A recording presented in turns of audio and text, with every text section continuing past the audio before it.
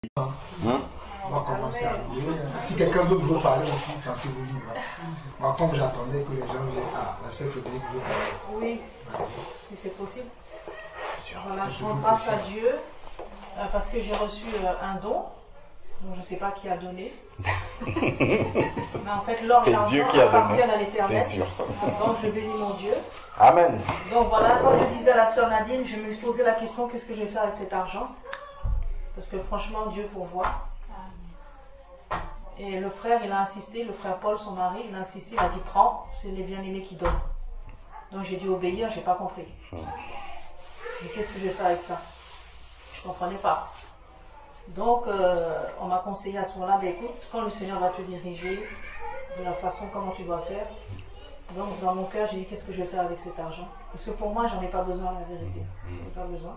Mais Dieu sait pourquoi il a permis, il m'a utilisé. En fait, il a utilisé les mains du frère Jean-Paul pour me les donner. Et après, moi-même, il m'a utilisé comment je devais faire. Parce que j'avoue que je dis, cet argent, c'est vraiment une bénédiction. Je ne vais pas faire n'importe quoi avec. Amen. Donc, c'est comme si je suis comme l'apôtre Paul, je suis avec crainte et tremblement. C'est-à-dire, je ne vais pas gaspiller, faire n'importe quoi. Parce que c'est l'argent de Dieu. Donc, je ne peux pas me permettre de faire n'importe quoi. Donc, j'ai dit, Seigneur, qu'est-ce que je vais faire avec cet argent? Moi, j'en ai pas besoin. Mon loyer, il est payé. Jésus, c'est plus que mon mari. Parce que mes factures, il les paye. Il paye mon loyer. Il me nourrit. Il me donne les vêtements. Qu'est-ce que j'ai à faire? Donc, quand il m'a donné cet argent, j'ai dit, qu'est-ce que c'est que ça? C'est comme s'il me parlait chinois, je ne comprenais rien. Alors quand j'ai dit, Seigneur, tu vas me diriger parce que selon le conseil des bien-aimés qui sont venus me voir. Et voilà que Dieu a permis que cet argent soit employé. Donc je vous bénis dans le nom du Seigneur pour tous ceux qui ont contribué, qui ont obéi au Seigneur. Mais cet argent a été donné à qui de droit? Amen. Voilà. Maintenant c'est lui qui connaît le destinataire. Voilà. Amen. Donc je suis heureuse parce que je n'avais pas expérimenté, il y a plus de joie à donner qu'à recevoir. Et quand j'ai donné, j'étais dans la joie. Parce que c'était comme un poids, je ne savais pas quoi faire avec ça. Et quand Jésus m'a libéré de ça, je dis, ah là, j'étais dans la joie. Donc je n'ai pas regardé combien il y avait dedans. Le frère m'a donné la somme et moi je n'ai pas regardé. Il pouvait y avoir 1 million, je ne sais pas. Moi j'ai dit, là, Seigneur, tu pourvois. Là, moi je donne à qui de droit. Donc je bénis le Seigneur. Parce que des fois on lit la parole de Dieu, mais on ne le vit pas. C'est facile de lire l'évangile, même un païen peut lire. Même un athée peut lire la parole, mais il ne comprend pas, il ne le vit pas. Mais quand vous le vivez, donc j'étais dans la joie. Gloire à Dieu. Donc vous avez été l'objet de ma joie. Amen. Amen. Voilà. Amen. Gloire à Dieu. Et aussi merci pour ceux qui prient pour moi, qui me supportent depuis que je viens ici au mois de février. Depuis le mois de février, je viens ici. Donc je bénis le Seigneur pour tous ceux qui prient pour moi dans le secret, parce que je sens la force de la prière. Je sens que, ah oui, ça, même si je ne fais pas l'éveil avec vous le vendredi soir et autres, mais je sens la prière. Donc vraiment persévérer pour prier pour d'autres, et etc. Amen. Donc merci pour les prières. Je vais lire un verset par rapport à ce que Frédéric vient de dire. C'est dans 2 Corinthiens.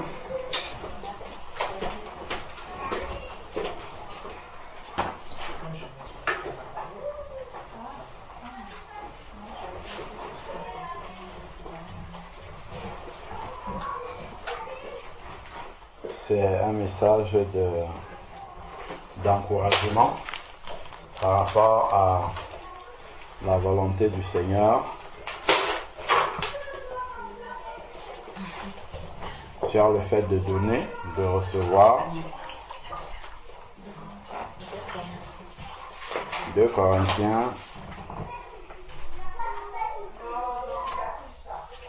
à partir du verset, les 2 Corinthiens 9, autant pour moi. On peut lire à partir du verset 6 jusqu'au verset 15. 2 Corinthiens 9, verset 6 au verset 15. Il est écrit, en fait, celui qui sème peu moissonnera peu, et celui qui sème avec abondance moissonnera avec abondance. Donc on sait que ces versets ont souvent été utilisés à mauvais escient pour amener les personnes un peu à donner en calculant. Pourtant, avec Dieu, on le fait parce que c'est dans la joie de le faire. Parce que Jésus, à notre place, il aurait fait comme ça. Donc, Jésus a multiplié les pains et puis il a donnait les pains en abondance au peuple et lui, il était encore plus dans la joie de voir les gens autour de lui bénis. Et puisque lui, il a fait ça, notre joie, ce n'est pas parce que nous allons recevoir aussi en abondance, mais c'est de voir faire la même chose que le maître. C'est là où il y a plus de joie. En tout cas, pour moi, c'est comme ça. C'est-à-dire que quand je vois que je marche dans les traces du maître, c'est ça qui me réjouit, véritablement. Plutôt que simplement, plutôt que d'être motivé par le fait que Dieu va me bénir aussi. Ça là, c'est très peu. Parce qu'il dit recherchez premièrement le royaume des cieux et toutes choses vous seront données par-dessus tout. Et le royaume des cieux, c'est quoi? Il dit, c'est qu'ils te connaissent, toi. Voilà, le Fils de Dieu, c'est qu'il te connaisse toi. Et te connaître, ce n'est pas juste avoir une connaissance théorique de Jésus, c'est de marcher comme lui. C'est de marcher comme lui. Et donc, quand on a cet encouragement qu'au moins sur un point, on a marché et on a agi comme Jésus aurait agi, mais on est dans la joie. Parce que ça nous conduit à comprendre qu'on commence un peu à se rapprocher de la volonté du Maître, à savoir d'être semblable à lui. C'est ça l'objectif, d'être semblable à lui. Si on arrive même à saisir même un seul domaine où on s'approche d'être semblable à Jésus-Christ, mais c'est la joie. C'est ça qui est la joie complète, en fait, plutôt que bon, ok, j'ai donné, Dieu me bénit, mais bon, au bout de quelques temps, s'il m'a béni en termes d'argent, ça va finir, et puis la joie va partir. Donc, ça va faire que j'aurai une joie temporaire. Parce que la joie là va durer juste le temps que la bénédiction est encore avec moi. Quand la bénédiction va partir, elle partira avec la joie. Tu vois? Alors qu'il faut garder une joie permanente. Et cette joie permanente, c'est d'avoir Jésus constamment avec nous, nous éclairant, nous disant, mon fils, ma fille, tu as marché comme j'attendais de toi. Je suis vraiment content de toi. Et c'est ça qui nous encourage. Donc, alors, ensuite, maintenant, ici, il dit, car Dieu aime celui qui donne avec joie. Regardons bien, c'est-à-dire, il y a donner, c'est une chose, mais donner avec joie, c'est ce que Dieu aime. Je ne sais pas si on voit. C'est-à-dire que c'est une chose de donner, mais on peut donner par devoir, simplement. Bon, il faut donner, ok, bon, je donne. Mais Dieu, lui, en fait, il faut rechercher à donner, mais en étant dans l'attitude de cœur que Dieu aime. C'est ça qui est vraiment le plus important, parce que Bill Gates, il donne aussi. La Croix-Rouge donne aussi. Mais je ne sais pas si la Croix-Rouge expérimente ces choses-là. Eux, ils donnent parce que c'est un devoir de donner. Nous sommes la Croix-Rouge. Notre mission, c'est organisme humanitaire. Il faut donner, il faut soutenir les pauvres. D'ailleurs, même le SAMU social, là, ils sortent la nuit, non? Ils donnent du café en hiver. Ils donnent à manger aux gens. Ils ouvrent le 115, ils reçoivent des personnes. Ils font de bonnes choses. Mais est-ce que c'est avec la motivation de Dieu derrière? Non. Tu vas voir, on a un frère. On a le frère qui est à Strasbourg, chez qui le frère Georges est. Il travaille au SAMU social. Mais quand moi je le vois, je dis, frère, waouh, toi au moins tu as la grâce d'avoir un travail où tu es au contact des créatures de Dieu et tu es au service des créatures de Dieu. Donc ça doit quand même te donner la joie, parce que moi quand je passe mon temps derrière un ordinateur, je ne parle avec personne toute la journée, j'ai l'impression de perdre mon temps. Il me dit, frère, ce n'est pas comme tu penses.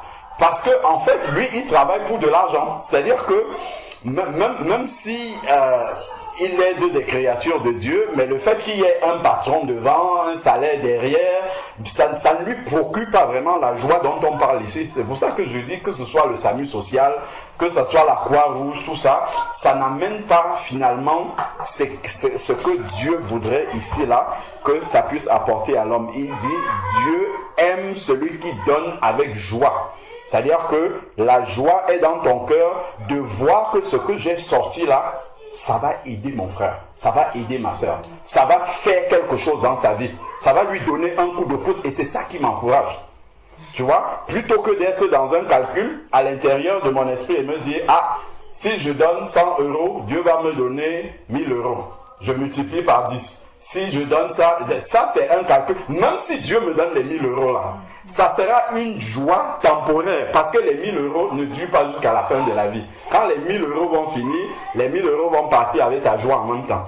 Donc ensuite ici là, il dit, et Dieu a le pouvoir de vous combler de toutes sortes de grâces, afin que vous, possédant toujours à tous égards. Donc, possédant toujours à tous égards, c'est-à-dire possédant ce qui te permet d'arriver à boucler tes fins de mois, à rentrer dans tes charges habituelles. Donc, il pourvoit déjà pour que tu aies à tous égards, donc ce dont tu as besoin, de quoi satisfaire, je n'ai même pas lu la suite du verset, voilà, de quoi satisfaire vos besoins, dans toutes les charges que tu as, vous ayez encore en abondance pour toute bonne œuvre. Voilà pourquoi Dieu donne en surabondance à ses enfants. C'est-à-dire qu'il pourvoit d'abord à ton loyer, comme tu disais, hein, à ton loyer, à ton manger, à ton ceci, ainsi de suite. Mais Dieu ne veut pas s'arrêter à ça. Il veut que ton loyer, ton, ton manger, ton boire, que tout ça soit satisfait et que tu en aies encore pour ton frère, pour ta soeur, plutôt que en regardant le besoin de ta soeur, que tu sois attristé du fait que, ok, je peux prier pour elle, mais je ne peux pas faire au-delà. Parce que ça va te frustrer quand même. De te dire, ah, la prière c'est bien, ça peut débloquer des choses dans sa vie, mais si en plus de la prière et l'exhortation, je pouvais lui donner quelque chose de concret, comme dit Jacques, si tu dis à ton frère, va et chauffe-toi et que tu ne lui donnes pas de quoi se chauffer, c'est pas comme si, tu as bien fait, c'est bien de lui dire ça, c'est une exhortation, mais si tu ne peux pas lui donner ce qu'il faut, c'est incomplet. Parce que Jésus il prêchait, c'est vrai, mais au-delà des prêcher, il donnait le pain. Et ça, les deux étaient importants. Même comme il dit aux gens, je sais que vous me suivez parce que je vous ai donné du pain, mais s'il fallait redonner du pain, il aurait encore donné du pain. Je ne sais pas si on voit. Parce qu'il était sensible aux besoins de ces personnes-là. Il les regardait comme des brebis sans berger. Donc on voit vraiment qu'il était ému de compassion pour ces personnes-là. Pas parce qu'il voulait absolument que ces personnes-là le suivent, ça serait intéressé, mais parce qu'il avait vraiment compassion de ces personnes-là qui n'avaient pas où mettre la tête. Ils avaient, mis leur espoir aux sacrificateurs, aux pharisiens qui étaient là, mais les sacrificateurs ne les conduisaient pas dans le bon chemin. Et le Seigneur était ému de compassion. Donc ça, c'est vraiment pour nous exhorter. En fait, à donner, c'est bien, c'est une très bonne chose, mais d'aller au-delà du simple fait de sortir de l'argent et donner. C'est un peu comme une fois,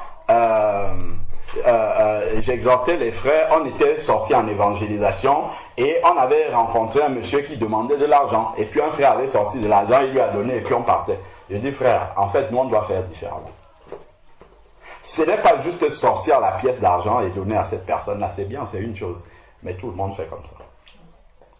C'est si tu as du temps, tu t'arrêtes, tu t'assois à côté de lui, parle avec lui. Et s'il parle roumain, tu vas parler avec lui. Tu vas voir comment ça sera au-delà de l'argent que tu lui as donné. Des fois, il y a des gens qui parlent roumain, tu ne peux pas communiquer avec eux. Bien sûr, c'est-à-dire qu'il faut être conduit par l'Esprit de Dieu pour le faire. C'est-à-dire que le temps, c'est même au-delà du temps.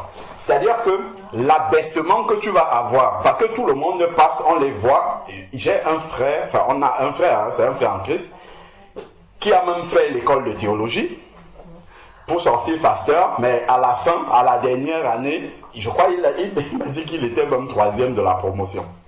Il a vu comment, là où ça devait le conduire, il a abandonné ça. Il a dit, moi je ne veux pas être pasteur, je veux servir Jésus. Et donc il était en Belgique, il est parti au moment du service militaire. À cause de ça, on l'a rejeté. Bref, il s'est retrouvé dans la rue. Il a fait 8 ans dans la rue, ce frère-là.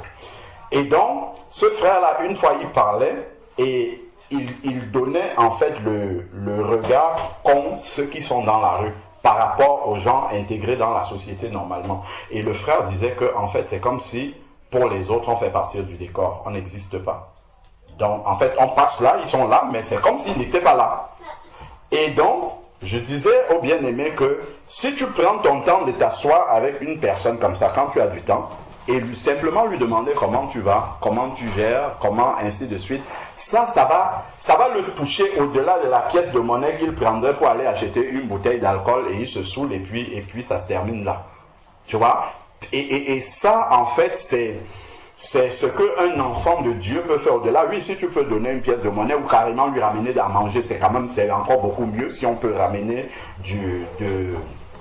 des dons en nature, comme ça évite que ceux qui sont toxicomanes et tout ça, qu'on participe à leur péché, si on peut leur ramener à manger parce que ça, ils en ont besoin.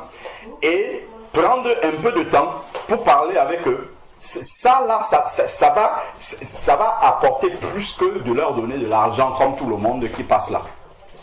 C'est-à-dire qu'ils vont se sentir considérés. Voilà. Et ça, c'est ce qu'ils n'ont pas.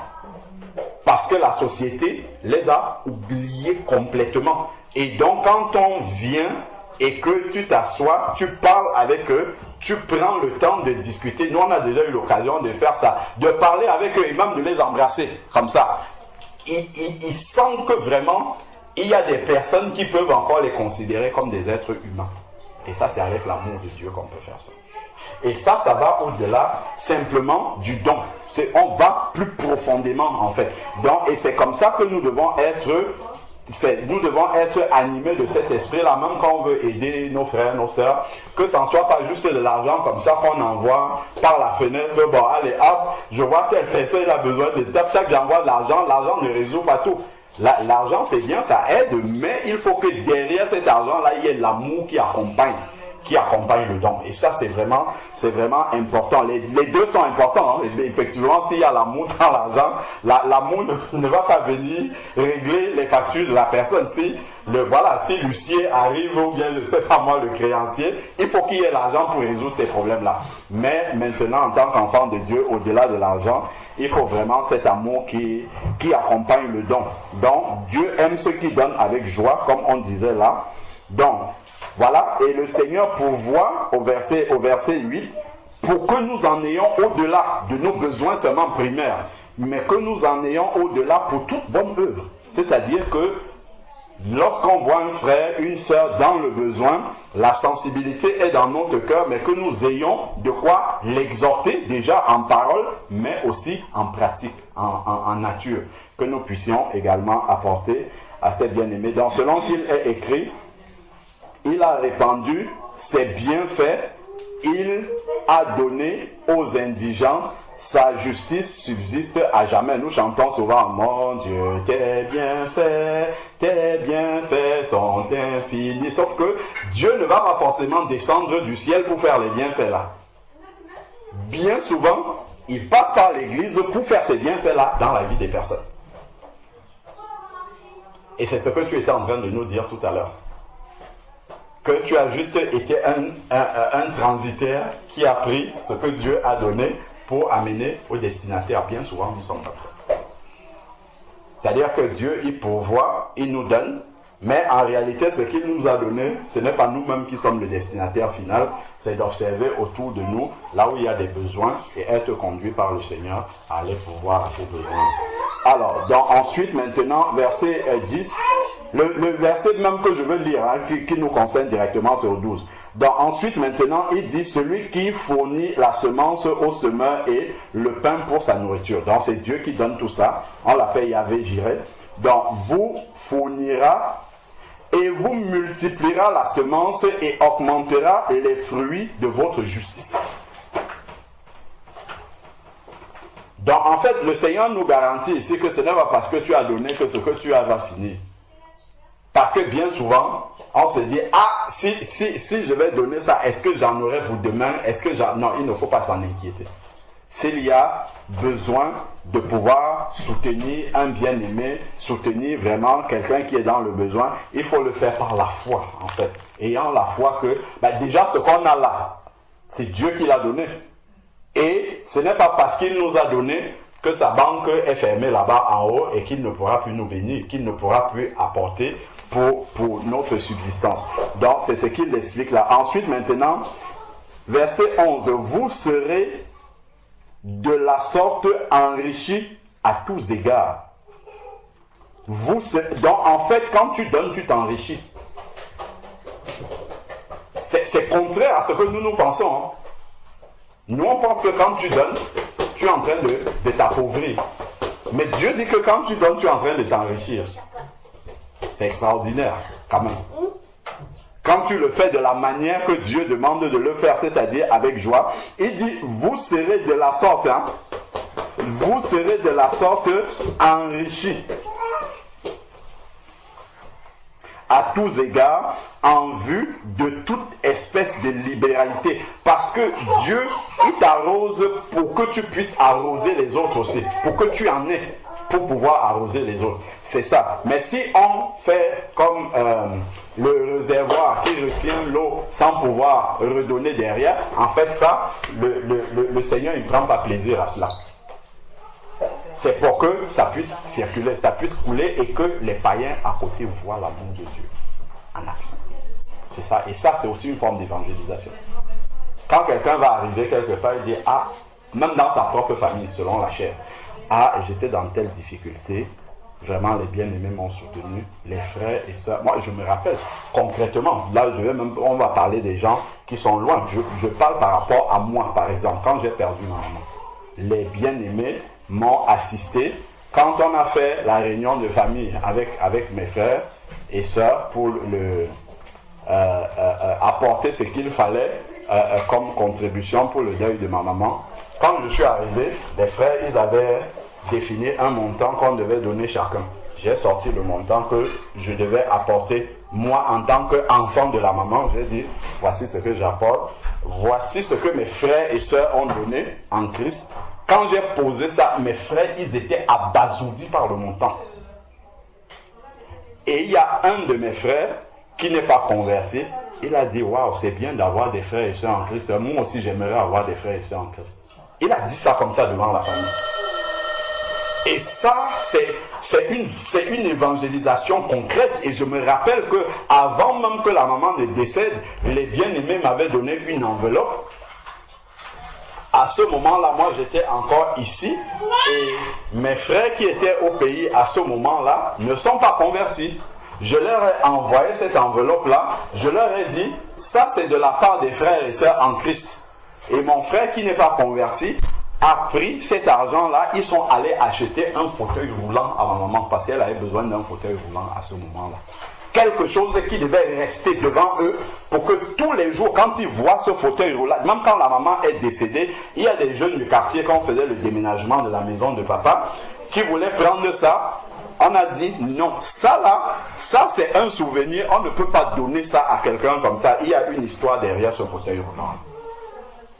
Tu vois, donc en allant chercher le fauteuil roulant comme ça, en sachant que ça là c'est l'argent des chrétiens, des enfants de Dieu. Lui il est un païen, c'est mon frère. Je lui dis, ça c'est l'argent des enfants de Dieu, c'est pas moi qui ai envoyé ça. Ce sont les enfants de Dieu qui ont envoyé ça pour la maman là-bas.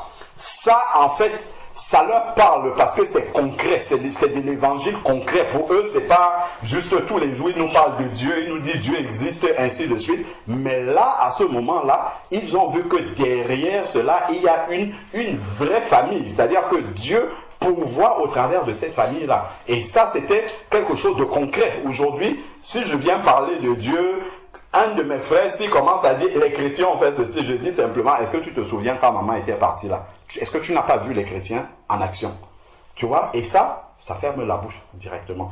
Donc, tout ceci, Dieu le fait parce que derrière, il y a une évangélisation.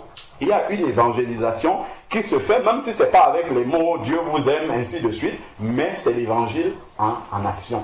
Donc, tout ceci, ce que le Seigneur est en train de nous dire là, ce sont des choses qui portent du fruit aussi pour les âmes, pour le royaume des cieux. Donc, ensuite, ici, nous sommes à la suite du verset 11. Vous serez en toutes sortes enrichis. Vous serez de la sorte, enrichis à tous égards en vue de toute espèce de libéralité qui, par notre moyen, aura pour résultat des actions de grâce envers Dieu. Donc, même si de ta poche, tu sors de l'argent pour donner à sœur Frédéric qui n'en a pas besoin, et qu'elle prend, et que, à cause de ça, des actions de grâce montent au Seigneur de sa part, tu as accompli la volonté de Dieu. Est-ce que tu comprends ça ici? Le fait que tu vas rendre des actions de grâce à Dieu parce qu'on t'a donné de l'argent, même si tu n'en as pas besoin à ce moment-là, c'est une bénédiction, c'est très bien aux yeux de Dieu. Parce que ça suscite des actions de grâce, des remerciements qui montrent au Seigneur qu'il s'est souvenu de toi. Est-ce que tu vois ça? C'est-à-dire que le fait d'avoir reçu quelque chose des bien-aimés, tu te tournes vers ton Dieu, ça veut dire qu'il a pensé à toi. Et donc tu le remercies, même si dans le temps présent, pour tes besoins primaires, là, il les a déjà satisfaits, mais ça te montre de manière pratique, concrète, que ton Dieu a pensé à toi. C'est pour ça qu'il a envoyé te donner quelque chose de sa part. Est-ce que tu vois? C'est ce qui est écrit ici, que par notre moyen aura pour résultat des actions de grâce envers Dieu. Donc quand nous avons la possibilité de faire en sorte que quelqu'un rende grâce à Dieu, c'est aussi dans notre devoir. C'est aussi, ça réjouit le cœur de Dieu d'aller voir quelqu'un, et même si c'est un bonjour, je te dis bonjour de la part de Dieu, ou bien comme notre frère dit shalom, que la paix de Dieu soit avec toi, c'est Dieu qui t'envoie cette paix-là. Ça, la personne va remercier, normalement, s'il a bien compris, il va remercier Dieu d'avoir pensé à lui. Parce que Dieu ne va pas descendre pour lui dire bonjour. Mais par contre, Dieu va lui dire bonjour au travers d'un de ses enfants qui est là. Et dont la personne va se souvenir de son Dieu. Donc, voilà. Même quand dans la rue, tu vas simplement dire à quelqu'un, Monsieur Dieu vous aime. Juste cette parole-là, la personne va dire, ben, Dieu se souvient de moi, ainsi de suite. Même s'il luttait avec Dieu, ça va quand même l'interpeller. Surtout si c'est une deuxième ou une troisième personne qui lui dit ça. Ça va quand même l'interpeller. Même s'il combat dans son cœur, il va se dire, ah, ben, donc Dieu me connaît, donc Dieu pense à moi, ainsi de suite. Parfois, c'est déjà arrivé, ça m'est déjà arrivé de parler à une dame comme ça dans la rue. Et elle a commencé à pleurer. Elle a commencé à pleurer à chaudes larmes. Elle dit, ce que vous me dites, quelqu'un me l'a déjà dit. J'ai je ne sais pas si c'était une sœur ou une voisine qui me parle de ça tout le temps. J'ai l'impression que ça me suit partout. Et elle commence à pleurer. Donc, la personne se souvient que Dieu a pensé à elle dans les actions de grâce montrent. Donc voilà donc ce qui nous intéresse. Car le service de cette offrande, non seulement pourvoit aux besoins des saints, donc ça apporte des réponses aux besoins en nature concrète que les enfants de Dieu ont, mais fait abonder de nombreuses actions de grâce envers Dieu. Donc, les personnes qui sont les bénéficiaires de ces dons-là vont faire monter vers le Seigneur de nombreuses actions de grâce. Et ça, là, ça doit être notre motivation. Parce que ces personnes-là seront reconnaissantes envers Dieu. Et parce que souvent, des personnes vont dire, ah, il y a longtemps, je prie, mais je ne vois même pas la manifestation que Dieu écoute mes prières. Et juste comme ça, de voir là on parle en argent, ça peut être même en visite. Tu rends juste visite à quelqu'un, quand tu arrives là-bas, la personne elle dit waouh, donc Dieu s'est souvenu de moi, donc Dieu il pense à moi. Quand on est arrivé chez le frère Jean-Charles, on a commencé à discuter avec lui, il n'en revenait pas. Il dit wow, donc je me suis coupé comme ça. Je ne suis plus en contact par téléphone avec les frères et sœurs parce que Dieu est en train de me conduire dans un processus de foi, mais Dieu se souvient de moi au point de prendre des personnes en France et venir me trouver là où je suis là-bas, me rendre visite. Ça l'a tellement touché. Juste une visite, ce n'était qu'une visite. On se dit, bon, on va là-bas, on va rendre visite à un frère qui est là-bas. Mais pour lui, c'était une réponse à ses prières depuis des mois et des mois. Pourtant, moi, on ne le savait pas. Et c'est comme ça, en fait, que le Seigneur utilise son Église, parce que nous sommes, en fait, la manifestation visible de Jésus-Christ. Parce que Jésus n'est plus sur la terre, mais il est en nous et il continue à agir au travers de nous, comme s'il était là. Donc, nous sommes des réponses du Seigneur pour beaucoup de personnes. Et il faut qu'on s'en rende compte. Et donc, nous pouvons bloquer les réponses du Seigneur aux personnes. Si par exemple, Dieu te met à cœur, va rendre visite à telle personne, tu ne pars pas. Tu es en train de bloquer une réponse du Seigneur pour la personne. Alors que si tu allais, à ce moment-là, la personne va se dire, ah, ça va l'interpeller. Ah, donc Dieu se souvient de moi, ça fait longtemps. Je n'ai même plus entendu parler d'un enfant de Dieu. Et voilà qu'un enfant de Dieu arrive chez moi. Ah, je suis dans le besoin depuis longtemps. Dieu te met à faire, va donner 100 € à frère Sébastien. Tu dis, ah, frère Sébastien, il y en a trop. Je laisse tomber. Et alors que si tu allais le frère est peut-être en train de prier depuis je ne sais pas combien de temps, juste pour un petit besoin qui est là. Et comme tu l'as fait, c'est-à-dire que la personne peut être tellement dépassée par la puissance de Dieu. Comment est-ce que tu as fait pour savoir que j'avais besoin de ça? Ça, c'est souvent arrivé beaucoup de fois. Même pas une parole que tu donnes à quelqu'un comme ça. Mais comment tu as fait pour savoir que j'étais dans tel état? Parce que tu as laissé sortir le don de Dieu. Le don, c'est pas simplement en argent. Le don, ça peut être en visite, ça peut être même une parole de prophétie, ça peut être vraiment quand tu libères le don de Dieu à quelqu'un, la personne, la manière dont elle va l'accueillir, ça répond à un besoin précis dans la vie de la personne. Donc voilà pourquoi il faut qu'on soit sensible vraiment à ce que le Seigneur nous demande de faire et que nous obéissons. Et que nous obéissons au moment où Dieu nous demande d'obéir. Parce qu'on peut obéir en décalage. Si on obéit en décalage par rapport à ce que Dieu veut, on va arriver peut-être en retard, on va arriver peut-être en avance, et ça ne va pas trouver le besoin de Dieu à cet instant. Donc c'est vraiment important. Donc, verset 13 maintenant, nous sommes dans 2 Corinthiens chapitre 8, chapitre 9, verset 13. Vu la valeur de ce service, il glorifie, vu la valeur de ce service, il glorifie Dieu au sujet de votre obéissance. Donc, Dieu sera glorifié parce qu'on a obéi d'apporter un don à quelqu'un. Dieu sera glorifié par votre obéissance à confesser l'évangile de Jésus-Christ et de la libéralité de la communion vers eux et envers tous. Donc, il prie pour vous avec tendresse à cause de la grâce surabondante que Dieu vous a faite. Donc, en plus, en obéissant ainsi, nous entrons en sujet de prière et de remerciement au Seigneur pour ces personnes qui ont reçu les dons. Ça fait des intercesseurs en plus. Même comme ce n'est pas ce qu'on cherchait. Mais Dieu nous donne des intercesseurs pour nous en plus. Donc on voit vraiment toutes les grâces qu'il y a derrière. Non seulement ils remercient Dieu, mais ils vont prier le Seigneur à notre sujet, nous qui avons fait ça. Et donc nous voyons comment en fait Dieu nous bénit infiniment au travers de cela. Donc grâce soit rendue à Dieu pour son don ineffable. Donc voilà vraiment la petite exhortation que j'avais à nous donner suite à ton témoignage. Merci pour la plaidoirie. Gloire à Dieu. Amen. Je vais juste ajouter deux ou trois choses.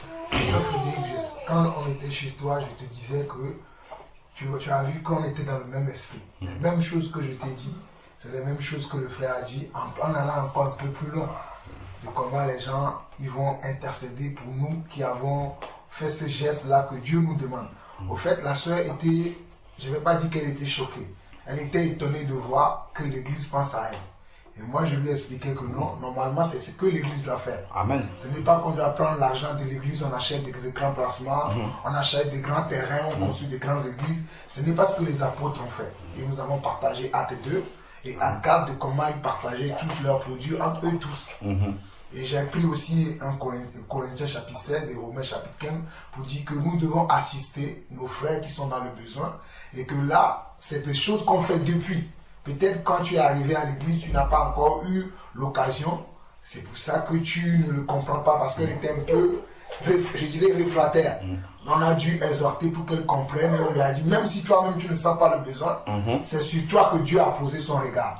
Peut-être à l'avenir, Dieu te dira ce que tu dois faire avec ce montant-là et que tu puisses le faire. Donc je profite en même temps pour dire ça pour que vous sachiez parce qu'on avait dit qu'on continuera de faire ce date-là. Elle m'a dit qu'elle n'en a pas besoin. Donc, moi j'ai été franche dès le départ. Je profite pour vous annoncer aussi la nouvelle. D'accord. Et j'ai comme le frère a expliqué, oui. Il a pris la peine avec les Écritures. Oui. Donc j'ai obéi en fait, comme Abraham, sans comprendre, je prends. Je comprenais rien, voilà. D'accord. Donc comme il m'a exhorté, et puis ma mère aussi, elle n'a pas été con parce que ma maman est venue chez moi en fait. Ah d'accord, elle était présente. Elle a bénéficié aussi, voilà. D'accord, gloire à Dieu. De l'exhortation. Donc comme ma mère c'est quelqu'un qui a la tête sur les épaules, j'ai vu qu'elle n'a pas fait d'opposition, parce que je l'aurais su si c'était quelque chose qui était mauvais, ma mère la connaît, j'aurais su ça. D'accord. Il n'y avait pas de souci, quoi. Ça coulait, quoi. D'accord. Donc, même si je ne comprenais pas tout. Bonjour, bonne arrivée. Gloire à Dieu. C'est vrai qu'on l'a souvent fait, mais souvent on n'en parle pas ici, forcément. Ça va? Donc souvent on n'en parle pas trop physiquement ici parce qu'on communique beaucoup par WhatsApp. Donc souvent les communications là-dessus passent par WhatsApp. Donc bonjour maman, bonne arrivée. Merci. Donc c'est certainement pour ça que tu n'as pas été au courant de ce qui s'est fait. C'est ça. Et tu te rappelles que je t'avais dit qu'on était parti voir les sans-abri et qu'on les a ramassés. Ça va, Eva? Il te l'a dit. Donc voilà ce qu'on fait des fois. On est parti, on les a vus. En plus de donner la nourriture, on a passé du temps avec eux. Oui, tout à Je fait. me souviens ce jour-là que c'est lui qui m'a encouragé à le faire. Parce que quand je l'ai vu faire, je me suis dit, ah, moi aussi je peux embrasser les... Voilà. Parce qu'ils n'étaient pas propres.